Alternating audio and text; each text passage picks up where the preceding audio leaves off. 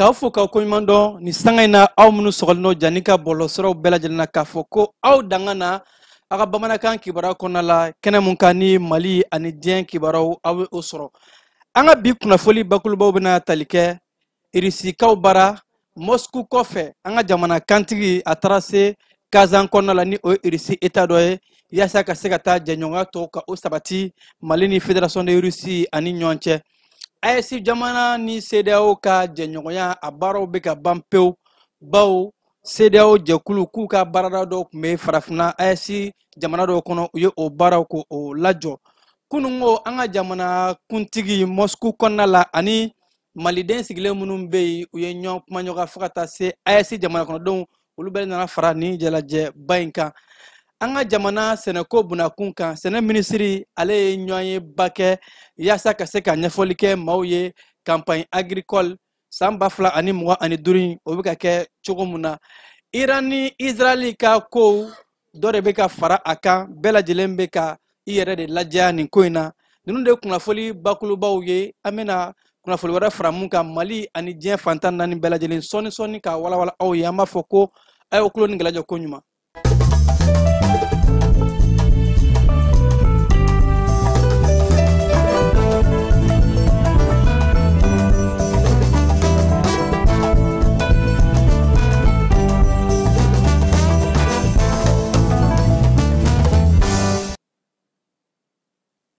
Ka segin aw fɔ ko kɔrɔ k'a fɔ k'aw danga na jani ka bɔlɔsiraw bɛɛ lajɛlen sanfɛ. An ka jamana kantigi n'a fɔ bɛɛ lajɛlen b'a kalama cogo min na kabi juin kalo tile 22 a bɛ taama la ka taa se Irisikaw bara ni o ye Fédération de Russie ye yaasa jɛɲɔgɔnya a mun bɛ ani Irisi jamana ni ɲɔgɔn cɛ ka se ka a kɔrɔsiyɛn ka taa fɛ halisa arala k'a fɔ Moscou tɛmɛnen kɔfɛ n'a fɔ bɛɛ lajɛlen ye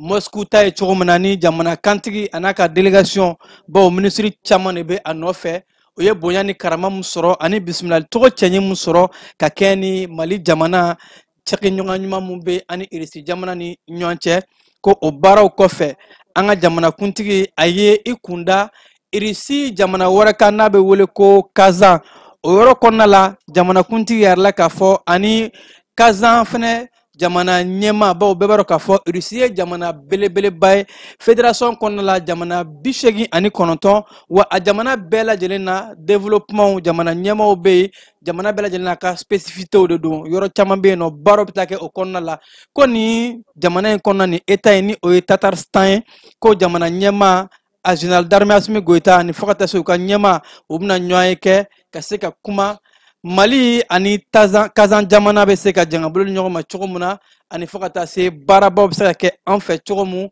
baara mun n'a bɛɛ lajɛlen bɛ don ɲɛtaa kuntalajan lakanakow b'o la sɔrɔ bosoda siraw bɛ o la partenariat kurankow b'o la ani fo ka taa se sira caman minnu fɔra k'a bɛna sabati kosɛbɛ ani Irisi jamana ni ɲɔgɔn cɛ. N'an bɔra o kɔnɔna la CEDEAO ani AES ka jɛɲɔgɔnya a bɛ ka gɛlɛya ka taa fɛ halisa an bɛ se k'a fɔ yɛrɛ ko CEDEAO ni AES furu min tun bɛ ani ɲɔgɔn cɛ furu sara bawo ni waati in na ka kɛ ni CEDEAO ka jalajɛba mun ni a kɛra karidon ko CEDEAO jɛkulu ɲɛmaaw u ye a laɲini ko CEDEAO ka cakɛdaba minnu tun bɛ AES jamana saba ninnu kɔnɔna la a yɔrɔ dɔw ye formation kɛyɔrɔ ye centre k'u ka cakɛda minnu tun bɛ o kɔnɔna la k'u bɛ ka fɛlɛ kɛ ka se ka a bɛɛ lajɛlen yɛlɛma ka bɔ AES jamana saba ninnu kɔnɔ ni o bɛ tali kɛ an ka jamana Burkina ani Niger la. Arala k'a fɔ ko u ka so minnu dɔw tun bɛ yan nɔ ni a dɔ bɛ tali kɛ ni dɔw tun bɛ an ka jamana kɔnɔ yan nɔ ni o ye centre régional de santé animale ye bagan mara wulikajɔ soba dɔ tun bɛ yen nɔ n'o tun bɛ Bamako yan nɔ ko u bɛ na o bɔ yan nɔ ka taa o bila Guinée Bissau ani fo ka taa se sifinnakaw ka so dɔ tun bɛ yen n'u b'a wele ko centre de développement et de sport o kun sigilen don Burkina Faso kɔnɔna la ani u ka jisira dɔ bɛ yen nɔ ni o ye ressources en eau centre de gestion des ressources en eau o tun bɛ Burkina Faso kɔnɔna la k'o bɛna o fana ta ka bɔ Burkina Faso ka taa o bila Libéria walima Guinée Bissau jamanaw kɔnɔna la ko nin de b'a sɛbɛntiya k'a fɔ AES jamanaw ni an ka jamana saba farala ɲɔgɔn kan ka an yɛrɛ ta k'a yɛrɛ k'a fɔ ko CEDEAO ye hakilina mun ta ka ɲɛsin anw ma walima u bɛ ka garantie mun ta ka ɲɛsin anw ma an yɛrɛ sɔrɔ jamana in kɔnɔna la CEDEAO ka hakilina kɔnɔna la o de la an ye an yɛrɛ ta ka na an ka fédération ka o sigi an ka confédération mun ni a bɛ ka kɛ sewa ye bi n'an bɛ ka baara kɛ sira bɛɛ lajɛlen kɔnɔna la komi a bɛ se k'a fɔ CEDEAO AES ko nin y'an furu salen ye pepewu an bɛ segin ka taa Moscou kaw bara keba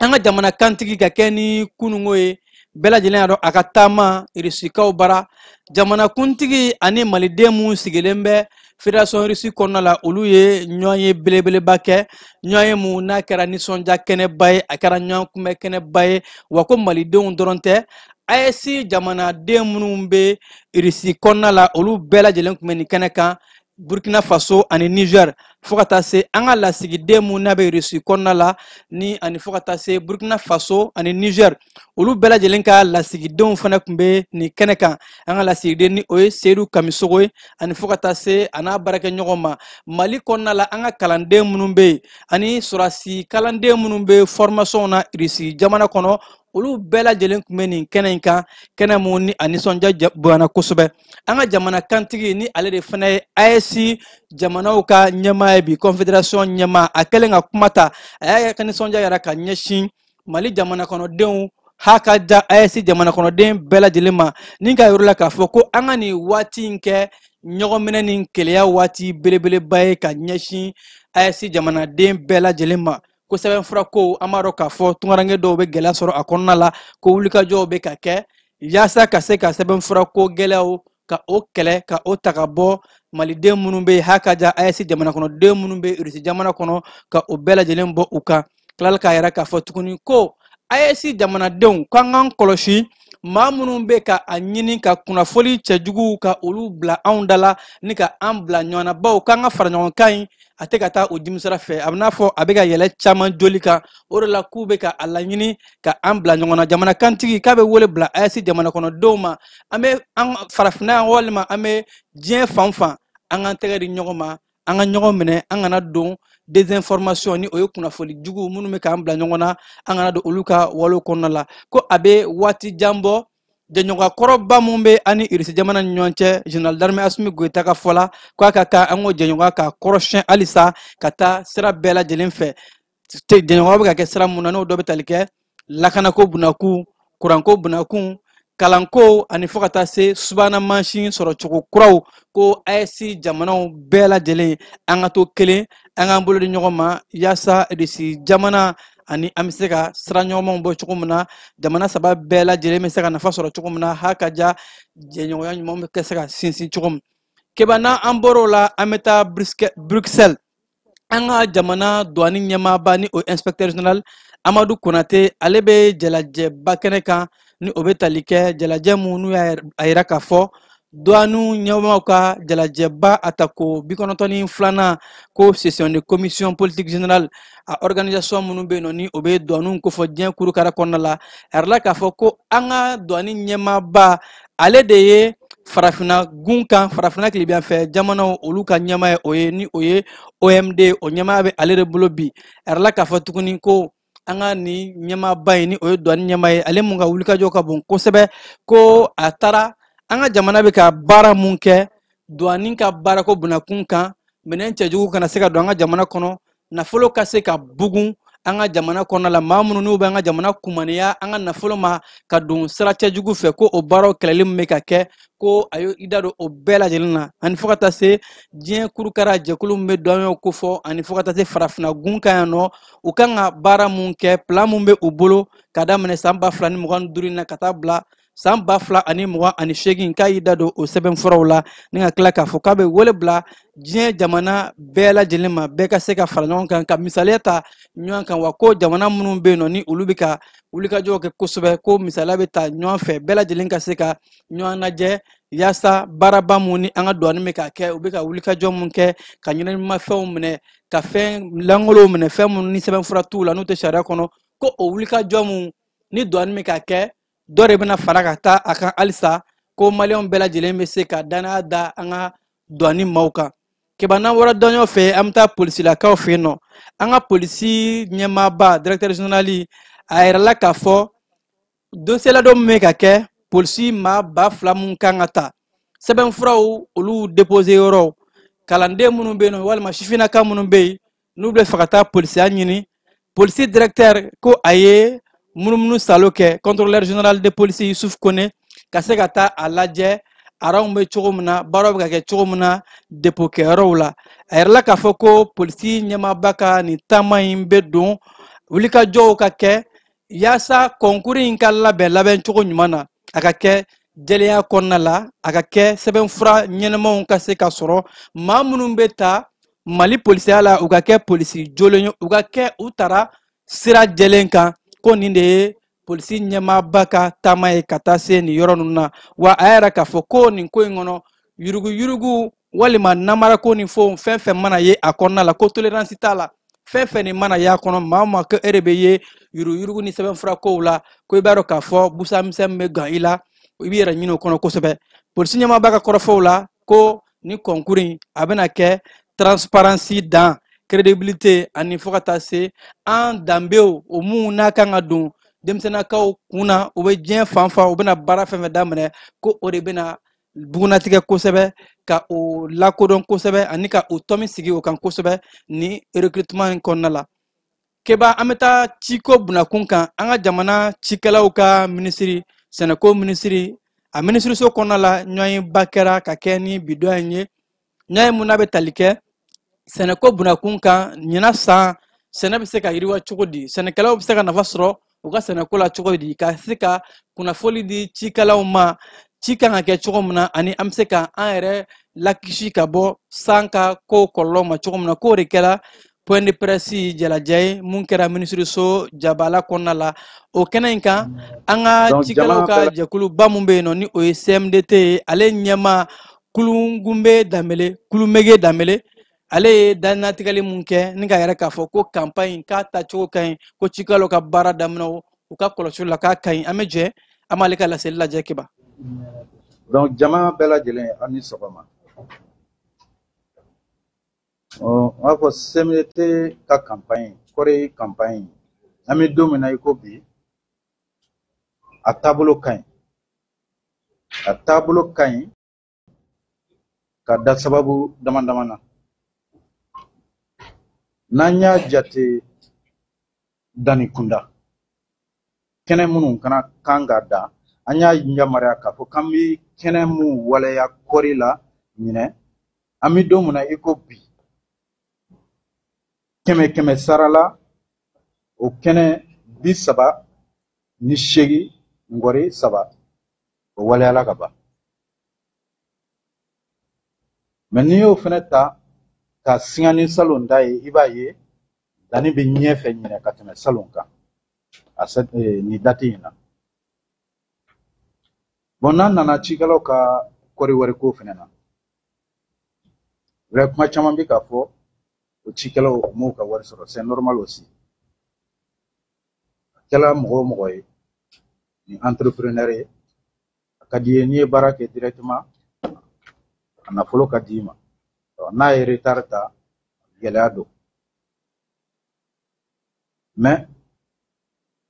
CMDT ka cas in na an bɛ mun kɔnɔ bi a man ɲi nka mais nin t'a siɲɛ fɔlɔ ye mais an b'a ɲini fɛnɛ ɲinɛn ta in ka k'a dan ye fɛnɛ siga t'a la kɛmɛ sara la kɔri wari fɛnɛ sarali la an bɛ 63 ngɔri 88 la jateminɛ dɔw tara ka ban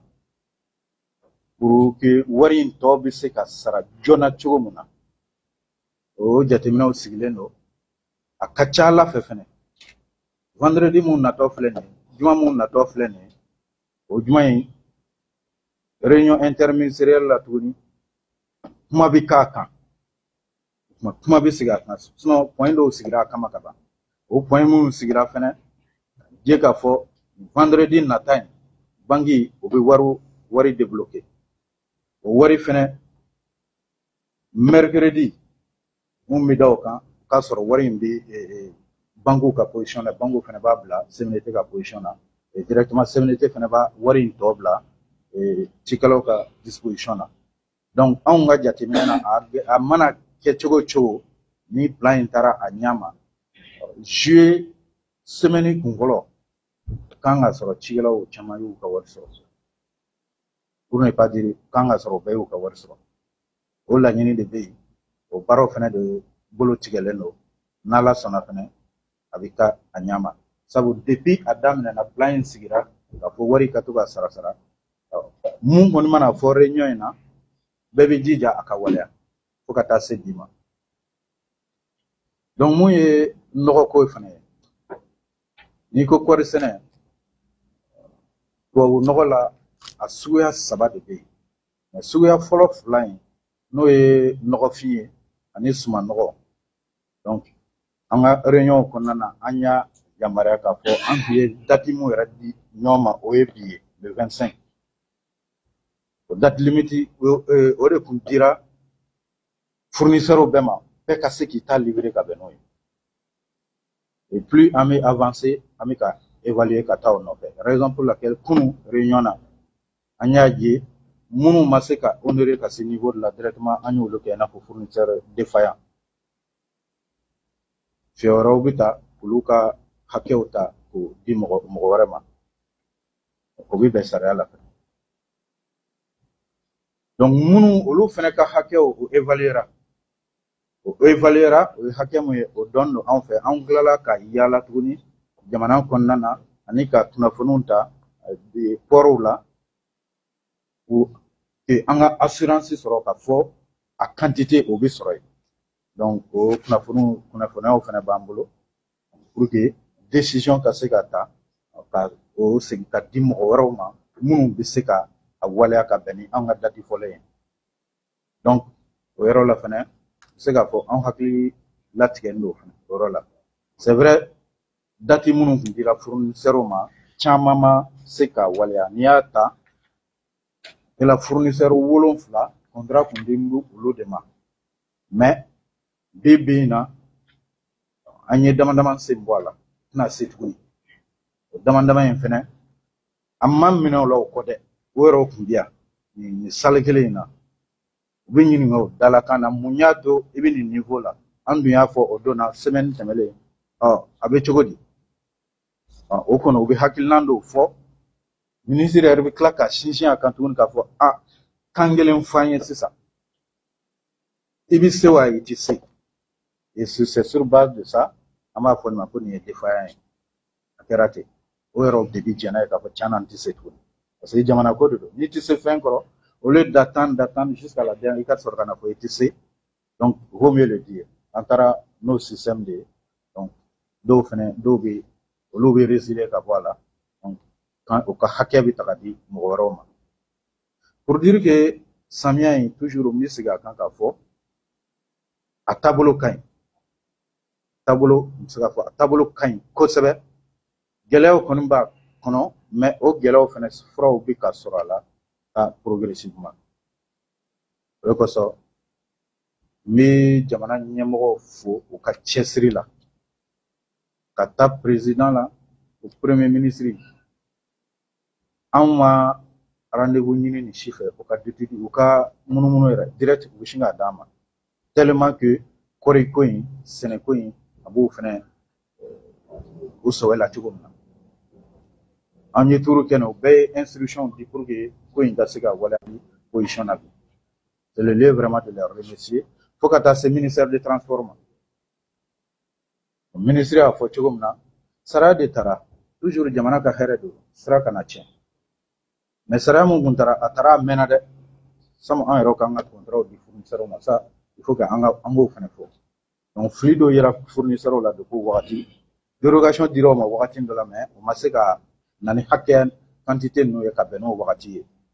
kuma caman fɛn bɛ ka fɔ sisan c'est vrai dérogation kun dira o ma wagati la mais sauf que olu de ma se ka kɛ dérogation wɛrɛ de bɛ ka ɲini sisan problème b'o yɔrɔ de la sisan mais o bɛɛ n'a ta le ministère u y'o yamaruya da anw ma o transporteur ni anw ka bordure de livraison b'a bolo ni gɛlɛya bɛ yen k'a fɔ an ye an fana k'o se u ma donc directement u bɛ disposition ta k'o labila donc baara in bɛ ka taa o taabolo de la o cas par cas pour vous dire que ne fait ngoimbela agelera mais fente ka foko jigitiga fendo fro sorola fro bika soro abela et puis à temps opportun aussi. Donc bi jama bela jelen fo makan de kumibolo nation jama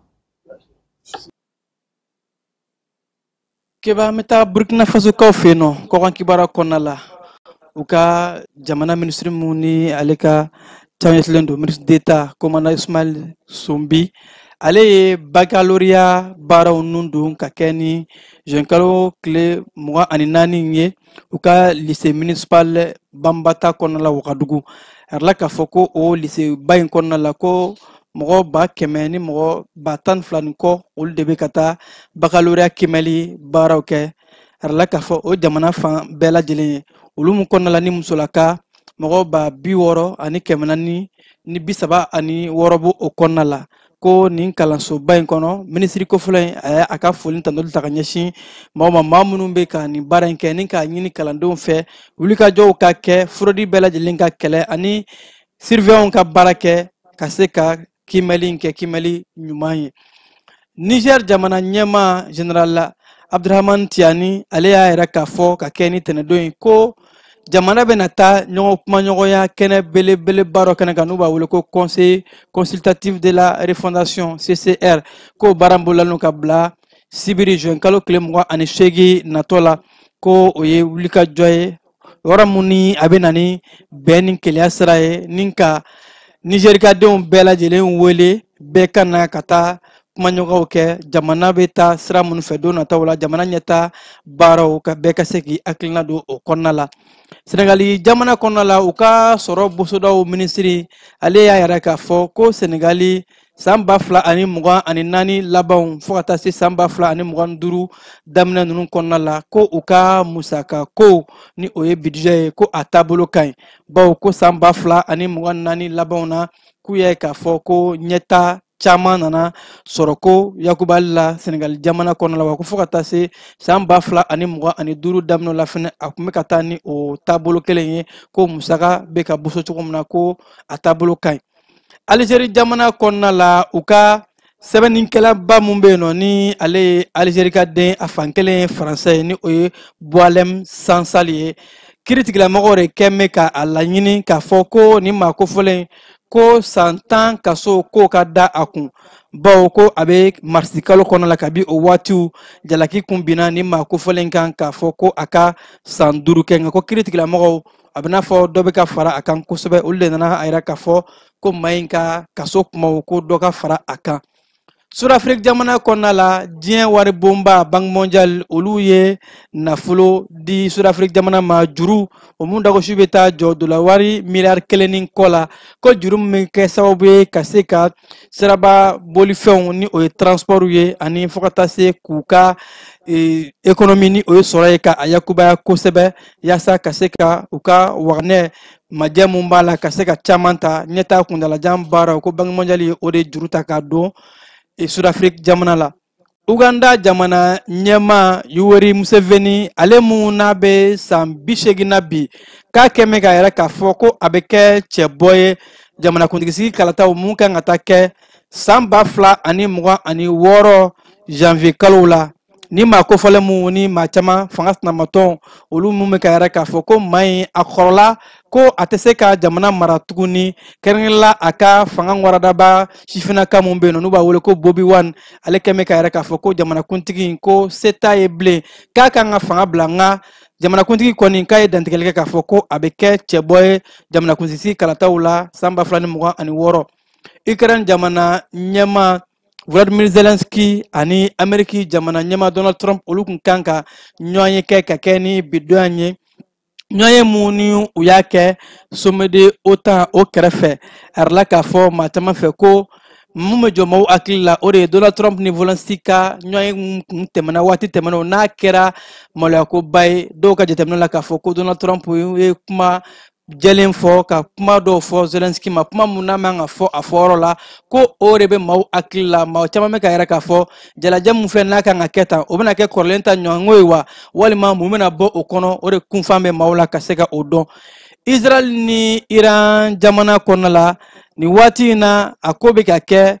sifina ka waati ye wari tununa so kɔnɔ bɛɛ bɛ ka fɔ ne nɔ tɛ a tabaga bɛ ka ɲini bawo ko mugujugu bɛ ka ci Israel ni Iran jamana kɔnɔla nka jamana fila bɛɛ lajɛlen bɛ ka I yɛrɛ défend Israel jamana fintigilakaw ka lakana minisiri ko ale kɛmɛ ka yɛrɛ k'a fɔ ko Amérique jamana ɲɛmaa ye mugu ni kisɛ jɔlen mun fɔ ko olu ye a baara labato wa ko olu ma mugujugu foyi ci nka ko olu ɲɛ b'a la k'a fɔ Iran bɛ ka olu susu ko n'o kɔni kɛra olu bɛna wuli jagoya ka taa sarali de kɛ nin ko in na k'a sɔrɔ Iran fana bɛ ka a yira k'a fɔ tuguni ko olu ma mugujugu susu ka ɲɛsin Israel jamana ma nka bɛɛ lajɛlen kɔni y'a ye k'a fɔ ko trêve ni o ye mugu ni kisɛ fɔli ni Donald Trump ye a kuma fɔ k'o kɔfɛ susuli kɛra jamana in fila bɛɛ lajɛlen kɔnɔ la susuli bɔra fan jumɛn fɛ sɛgɛsɛgɛliw kɔnɔna la jamana fila bɛɛ lajɛlen ka ɲɛmaaw bɛ ka yɛrɛ k'a fɔ ko olu nɔ tɛ susuli ye ko in bɛ ka kɛ bɛɛ lajɛlen bɛ ka I yɛrɛ ɲini ka I yɛrɛ défend k'a fɔ k'olu nɔ t'a la o de bɛ ka maaw kamana gan nin ko in na Amérique jamana u ka kunnafoni sira mun bɛ ni o ye CCN ye olu ye a yɛrɛ k'a fɔ ko sɛgɛsɛgɛliw kɔnɔna la ko Iran kun ye dantigɛlen mun kɛ dɔgɔkun kɔnɔ k'a fɔ ko olu ye Amérique ka mugujugu nucléaire yɔrɔw susu Israel jamana kɔnɔ la ko sɛgɛsɛgɛliw y'a yɛrɛ k'a fɔ ko Amérique ka nucléaire yɔrɔ minnu bɛ Israel jamana kɔnɔ ko foyi ma se a si ma ko mugujugu minnu y'a fɔ k'u ye nucléaire yɔrɔ ninnu susu ko a kuma ko tiɲɛ tɛ CCN ka kɔrɔfɔw la ko nucléaire yɔrɔ minnu bɛ Amérique jamana walima u ka base minnu bɛ Ukraine kaw bara ko foyi ma se nucléaire yɔrɔ ninnu ma n'an bɔra o kɔnɔna la Amérique jamana ɲɛmaa halisa Donald Trump ale y'a yira k'a fɔ ko tile 12 tɛmɛnen kɔfɛ ni kɛlɛ bɛ Israel ni Iran ni ɲɔgɔn cɛ kɔrɔfɔw bɛɛ lajɛlen kɛlen ale yɛrɛ ye wulikajɔ kɛ ka kuma ni fan fila bɛɛ lajɛlen k'a fɔ k'u ka mugu ni kisɛw jɔ nka k'o bɛɛ la ko jamana fila in si ma cessez-le-feu ka a bato jamana fila bɛɛ lajɛlen ye susuliw kɛ bɛɛ lajɛlen bɛ ka wulikajɔw kɛ wa u bɛ ka yɛrɛ k'a fɔ de ko olu nɔ tɛ k'olu bɛ ka u yɛrɛ défend k'o ko de bɛ maa kamana gan jamana fila in ka kow la a ko mun ni diɲɛ bɛɛ lajɛlen jɔrɔ bɛ ko in bɛ se ka lasa cogo di yaasa ka kibaruya kuncɛ keba an bɛ taa waati yɛlɛma kow la waati yɛlɛma jɛkulu sɛgɛsɛgɛlikɛla minnu bɛ n'u b'u wele ko Air System Science olu ye a yɛrɛ k'a fɔ ka kɛ ni juin kalo tile 18 ye ko u jɔrɔ bɛ waati yɛlɛma funtɛni ko bunakun kan bawo ko funtɛni a bɛ sɔn ka bɔ diɲɛ jamana yɔrɔ dɔw kɔnɔna la ko o de la sɛgɛsɛgɛliw bɛ ka kɛ wa ko a bɛ ɲini yanni o waatiw cɛ maaw ka se ka fɛlɛn dabaliw bɛɛ lajɛlen kɛ ka kunbɛ cogo cɛɲi ɲini a la bawo ko waati yɛlɛma kɔlɔlɔ min filɛ nin ye a bɛ gɛlɛya mun lase kɛrɛnkɛrɛnnenya nanzara jamana dɔw ma ko a bɛ kɛ sababu ye ka maaw caman bɔnɛ o nin na ni ka gɛlɛya taga lase maa caman ma ko maaw ka kunbɛli kɛ nin ko in na yaasa a kɔlɔlɔ ka se ka dɔgɔya ka ɲɛsin nanzara jamana dɔw ma kiba ninnu de bɛ dan siri an ka bi bamanankan kibaruw la ka kɛ ni juin kalo tile 25 ye mun sera ka fara ɲɔgɔn kan k'a lase aw ma ka aw fo ka ko ɲuman dɔn aw minnu kun sɔgɔlen don janni ka bɔlɔsɔrɔ bɛɛ lajɛlen na an bɛ ɲɔgɔn sɔrɔ kunnafoni wɛrɛ kɛnɛ kan mun tɛ nin ye jaw tun bɛ ka yɛrɛ aw la a balimakɛ Keba Jalo fɛ a k'an bɛn. Dugutigi ni wari dafara e passe d'a kan ka sira di ne ma. Sunkalo e kunkolo a tɛ yen dugu wari ko o d'i ma fo dugu ani dugu dun wara t'a de. O kɔni kuma t'a la sa e ka sama mɔnɛ to yen i yɛrɛ ta. Sita Sidi ka numéro filɛ nin ye wari ci.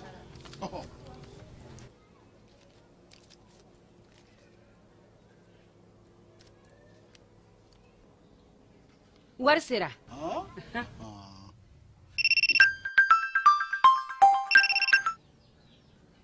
Allo i ye wari sɔrɔ